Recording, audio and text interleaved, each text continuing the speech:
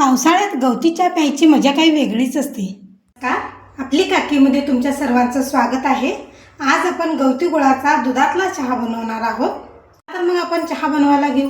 Gas पेटवून पातेलं ठेवूया। 1 कप दूध घेतलंय। हे चहा मी दोघांसाठी करते आणि त्यात अर्धी वाटी पाणी घालायचं।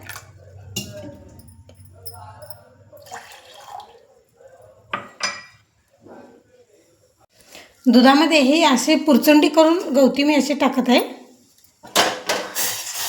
आणि हे थोडंसं उकळू द्यायचं। असं टोपण झाकलं की त्याचा आरोमा तसाच राहतो। हा दुधातला गवती गुळाचा चहा आहे। माझे इतर 2 व्हिडिओ सुद्धा आहेत।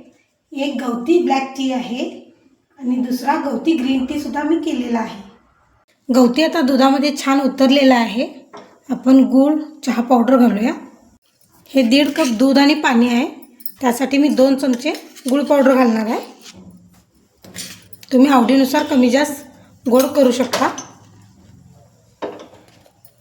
चहा पावडर घालून घेऊया। मी 2 कपाला 1 चमचा चहा पावडर घालत आहे आणि चवीनुसार थोडंसं आलं पण घालायचं आहे आपल्याला, किसलेलं। हे थोडंसं आलं पण घालायचं आहे। चहा आपला तयार झालेला आहे। आता आपण गॅस बंद करून कपमध्ये गाळून घेऊया।